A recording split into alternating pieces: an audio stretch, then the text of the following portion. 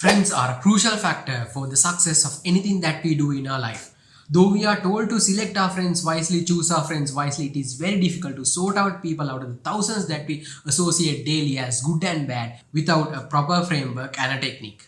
Hey friends, welcome back to the channel. So in this episode of Social Success, we are going to investigate what are the 4 types of good friends that we can associate and how do we identify them, what is their selection criteria and what are their behavioral patterns so we can spot them out of the masses. So this quote from Amber Gaffney, social psychologist from the Humboldt State University, states, the more your identity you draw from a group, even when you are not around that group, the more likely you are to uphold those values. This quote reflects how much we are being influenced by our peers, our friends, the ones around us. So therefore, in order to become a man, in order to become successful, in order to become a superior person, in order to become the person you like, you desire, you need to associate the right people, especially the friends. Your friend group have to be the ones, those who are aiding, helping and visioning your success.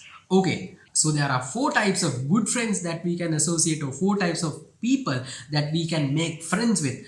Let's name them like this for our convenience to understand the traits and characteristics in this video. Number 1 is the protector. Number 2 is the enduring friend. Number 3 is the wise advisor. Number 4, the compassionate friend. So these are the 4 friends that we can identify in the society. Now let's dive deep into see what are these characteristics, what are their behavioral patterns and how we can spot them out of the blue in the society. Now let's look at the first friend, protector friend, and what are the characteristics of this protector type of friend. Protector simply protects us. What should he protect? He will protect our education, our wealth, our social status and the things that can drain down from us. He will try to protect and sustain and retain what is owned by us. Take an example from a school. The friend who helps you in your academic work, who helps you in your homework, who comes and tells you what to do, when to do and how to do things in the school work, protects your education. Simply when there is an exam, you go to somebody to take an advice who is a true friend. Sometimes you may not be good at all the subjects, you might be taking the help.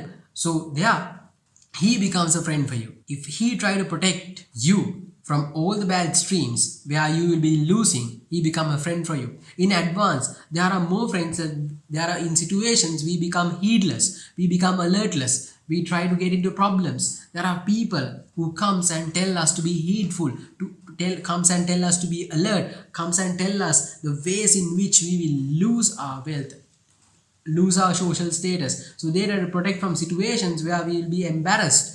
They try to protect from situations where we will fall into stress. They try to protect from situations where we will be less esteemed, where we will be less determined, from the places and situations where we can destroy our own fate, where we can destroy our own status identity. If a person tries to protect your wealth, protects your social status, protect you, your identity, he becomes a friend for you. He or she is a person where you can go as a friend, who can identify as a friend, who you can associate, who you can be with as a friend.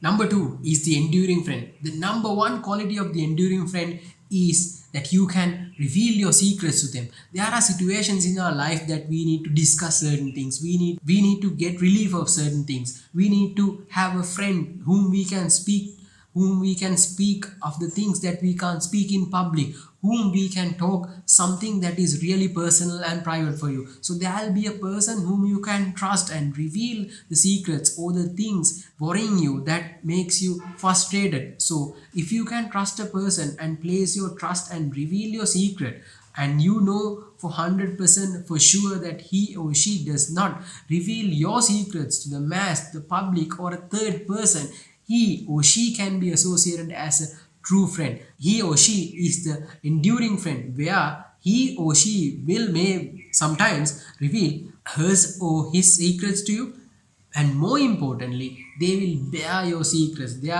will bear your weakness. They will not reveal your weakness to the public. They will not share the things that are personal to you, private to you. It may be your ideas, new inventions, innovations, or your dreams, or things that you aspire into. It may be your private projects, your research, the book that you are trying to come up with, the business idea that you are molding inside. So there is some friend who you can discuss the things and keep the things in secret until it comes to the public maybe, or else there is a friend whom you can plan certain things for your success. So he or she will not reveal the plans to outside. He will not reveal the framework, the blueprint that you are making for your success outside. So that friend whom you can place your trust in certain things, whom you can place your trust in your personal issues, personal secrets, the things that worrying you, has to be associated as a true friend. So he's the second type of friend that you can go into. He's the person, or she's the person whom you can go into and associate and be with as a friend, the enduring friend. And the third one is the wise advisor, or the advisor friend. Now, when you look at the society, there are so many people giving us advice to do this, to do that. There are people in your inner circle who is really advisable, try to protect you from the danger, advise you on the correct path for your success, for your personal growth, for your improvement, who really assess your progress. Say clear-cut words. It may be hurting you, it may be bothering you, but still he gives advice true to their heart, for your own good, for your own improvement, for the real improvement of yourself. They will sort out the bad and good for you. They will sort out what is needed and not needed for you. They will sort out your strength from the weakness, your opportunities from your threats, and try to enhance it. They will advise you to enhance your strength, develop your strengths. They will advise ways and means of converting your weaknesses to strength. They will try to spot out the opportunities for you. They will spot out the threats and advise you to convert those threats into opportunities. This true friend will advise for your own benefit. So look at the people around you, try to evaluate their advices and see what had worked for you, what had been the real advice, who had been the real person who had given the advice which had ultimately been advantageous for you. By a thorough evaluation like this, you can select the person, the real advisor who had given real advices, who had given the real framework, who had given the real opinion, who had given the genuine suggestion for your development, and choose that person as a true friend and associate that person as a true friend. So this is the third type of person that we can associate, the advisor, but the real, the true, the genuine advisor friend. So this person will not advise you for their own benefit. There are so many people out there who advise us, who lead us where they will benefit more than us. So you have to be careful from going into these type of people. So you have to do this evaluation to see whether this person has advised me for my own good, not in their benefit. Certain things may be mutual, but still, especially there are people who will lead us you to misery and they will be benefited. This friend is not a person like that. He is or she is a true advisor. So you need to select this true advisor as your third type of friend. And the fourth is the compassionate friend. This is a type of an emotional friend who will not be happy in your misfortune, be sad in your misfortune, who will be rejoice in your fortune, who will rejoice in your victory, who will rejoice in your championship, who will rejoice in your success. The person who genuinely be happy about your success. We need a friend like that. We need to have somebody whom we can associate in our grief, who will try to console us, who will try to be with us in our grief and not be happy in our misery. So this compassionate friend be always emotional to you. Sometimes you may not get a friend like this, but if you get a friend like this, try to evaluate and see whether he or she is genuinely is committed to my emotions, who is willing to take up my emotions, who is willing to assess my situation and be with me. So you can identify this person very easily when you are in trouble. When you are in trouble, there are so many people around you who leave you